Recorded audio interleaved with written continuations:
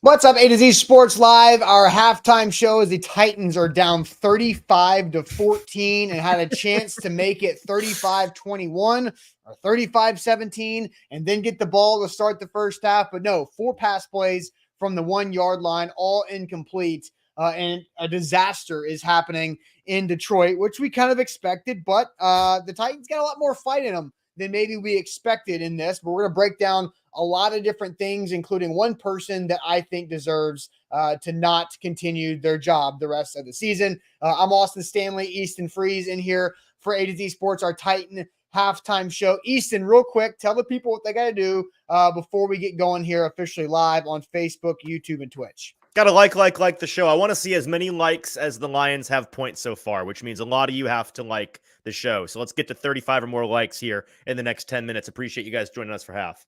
Yep, let's do it officially. Welcome to A to Z Sports, our Titan halftime show, presented by our friends, all of our game day friends this season. X Golf Nashville in Murfreesboro. PlayXGolf.com is their website. BetMGM, log in today to get your Pro Football Boost Pack to acquire more tokens for more winnings. BetMGM, an official partner of the Tennessee Titans, and T-Dot, be part of the solution to end littering and make sure nobody trashes Tennessee. Visit nobodytrashestennessee.com. So there's a lot of things here. We have very limited time to get to, so make sure you hit that like button. This first half has been so wild. I mean, it has been entertaining. We asked for entertaining, and you've gotten it. I mean, yes, holy cow. Calvin Ridley going over 100 yards in the first quarter. Who saw that coming? Nobody. Jared Goff having like 30 yards of passing, but the Lions have 35 points. Who saw that? That doesn't make any math sense. And the Titans had a chance. This is kind of strange for a second because 35-21 at the end of halftime, but the Titans get the ball to start the third quarter with a chance to make it maybe 35-28 because the offense has not been moving the football. That's a real chance to do something on the road against an NFL juggernaut. Sure. But 4 pass plays from the 1 yard line with about 30-ish seconds on the clock to start with 1 timeout in your pocket. I thought that was a horrendous execution and play calling philosophy by Brian Callahan. I'll dive into why I think that. Easton, kind of tell me what's your opinion on how the half ended there. Yeah, we could easily spend the entire halftime show debating this, so let's not do that. Let's save some of this for after the show. Sure. But just my general opinion, and we don't have to argue it, I think it's inconsistent to say that the play calling there is poor. I said on last week's post-game show, I said during last week's shows, guys, this team sucks out loud running the ball in short yardage unless Will Levis is sneaking the ball. All year long, they have gotten stuffed on 2nd, 3rd, and 4th and 1. They can't run in that short yardage. They also were dealing with the time there at the end of the half. So I think throwing the ball there actually made sense. I'm not sure what you want Brian Callahan to do. If he runs the ball and gets stuffed, then I'm here talking about how they've sucked out loud all year doing that. Why are they still trying it? I think the execution was certainly poor. A ball was in the hands of one of the tight ends. I forget who there for a touchdown. Let it go right through. Tyler Boyd seemed to kind of give up on that 3rd down out. But yeah, they've got to score there. I think we can agree on that. They've got to score there. And that's a really tough situation for an offense that has, we talked about offensive competency with Mason Rudolph to start the game today, Austin. They have certainly looked competent against a fine Detroit defense. It's not like this defense is one that lays down for everybody. No, for sure. So here's what I thought the conventional thing or understanding of that late half situation should have been. You don't run the ball on 1st or 2nd down because an incomplete pass stops the clock there. We agree. You have to throw into the end zone. You have 1 timeout left. So by passing on 1st and 2nd down from the 1 yard line, you allow yourself to have more options to throw. That's what I thought Daryl Johnson was ignoring in the booth there on Fox. But on 3rd down from the 1 yard line, I think that is your go under center and look like you're going to run power I and maybe sneak it with Mason Rudolph because that guy's got more rushing yards than we all expected. I can understand that. Sure. Yeah. So at least show like you're going to do something else because you could there on 3rd and goal from the 1, you go under center. I think you sneak it from the 1 yard line or you go play action if you don't want to run the ball and then hit a tight end. Actually, you just run the damn ball. You either sneak it or you run it to Tony Pollard. You're going to either be around the 1 or the 2 yard line or score a touchdown. Now you call a timeout. Now you're at the 1 or the 2 with 4th down with who cares how much time's left on the clock. And you can do whatever the hell you want to do. That is why it was a completely mismanaged 4 sets of downs because You had No, it was a the right mismanaged one resume. down. They needed to run on third and they didn't. I'm with you on that. I'm with you. I've seen a lot of just run 4 times. If you can't get 1 yard, you shouldn't be the NFL. That's crazy. If you've not been watching this team, if you think that's what they should have done, Yes, I'm with you though. I think third down. I think at the very least, showing run, even if you're not going to. Why do I know this? Why do I know this? Sitting in my house, in my home office, why do I know this? Like, I'm dead serious. Like, I get Brian Callahan's a first-time head coach, but why do I know this? And why can't they figure out how to do this properly and manage the damn clock?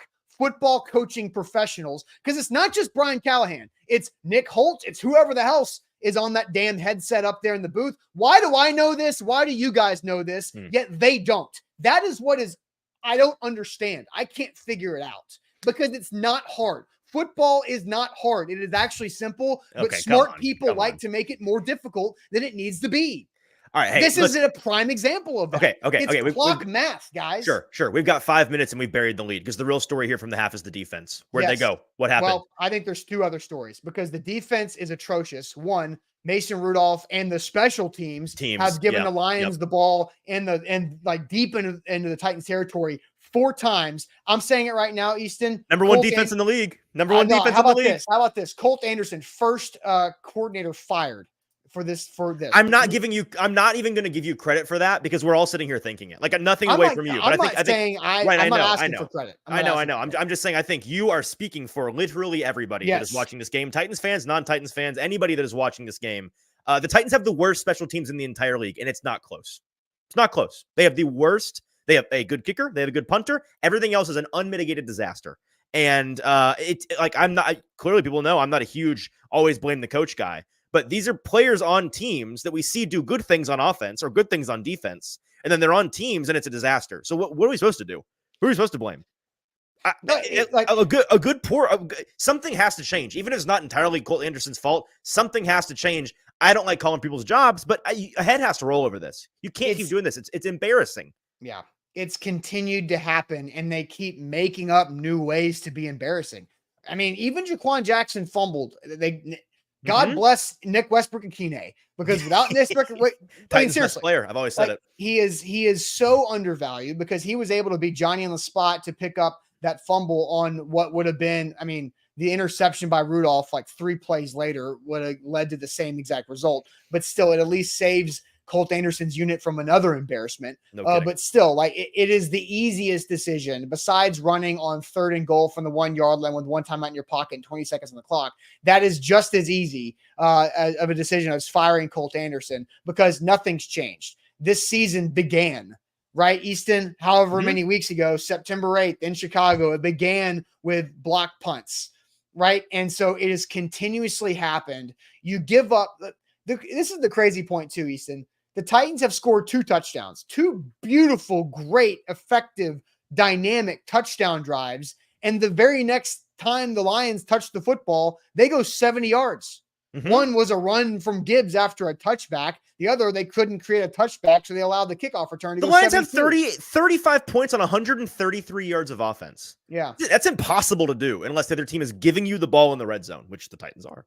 It's flat out embarrassing. So here's what I don't know. I don't know what is worse. Like what is and we can ask you guys this right now because please like the show because this has been a very interesting halftime show. And we're not going to say what your confidence level in the Titans winning or losing this game because they're down by 21 points. Could have been down by 14, but that mishap at the end. They do get the ball back, and Mason Rudolph has done some very interesting things, and Calvin Ridley's had a career day. But what's been the worst thing for this game?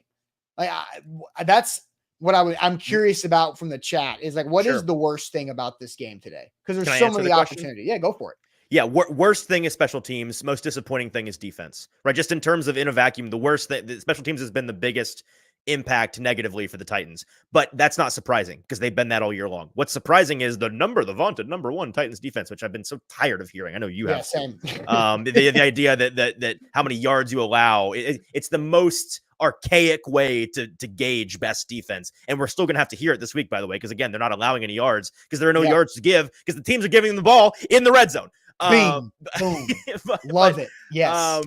Yeah, the defense has been a disaster, and the Lions are an awesome offense. Like, it's not like they're getting beat up on by the Browns or something. But they've been embarrassed almost every time they've gone out there. The Titans defense has. They looked awesome on the first drive, and from there, it's been a disaster.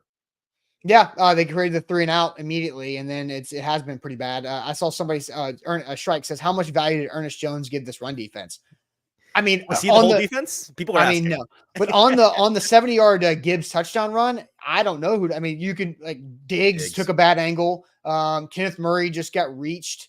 There was no opportunity. Gibbons maybe went underneath instead of going flat, but like I don't know what Gibbons' rule is there on that read. But it looked like all of them were just too slow. Like, and they were too slow. They took bad angles. They were too slow to react and couldn't catch up to a very fast player. So I'm seeing coaching period, the bad holding call. Look, I think Peter Skoronski has not had a great season, but I do think he kind of got jobbed on one of those holding calls. Tony Pollard has been a badass, guys. Darth Vader says the special teams blows. John Joe says Denard is trash. That's the wrong take. Anthony says special teams. DeClove says the last offensive series, talking about the mismanagement of the 1st and goal from the 1 with 30 seconds left and the timeout in your pocket that remain in your pocket. So look, there's a lot of crazy things that happened in that first half. The Titans do get the ball. It's going to be a crazy second half. I do get to the super chat real quick. Like the show if you haven't already on Facebook or YouTube. Please hit that like button for you guys. Brian needs to go. New head coach needed. Terrible call. As much as I went ballistic on the mismanagement of 3rd and goal at the 1, Brian Callahan does not need to go. At this point in time, he does not need to be fired. Colt Anderson, on the other hand, yes. Brian Callahan, no, not at this point in time. Easton, his offense has 285 yards, 7.7 yards per play with Mason Rudolph at the helm. What are you talking about? Stop.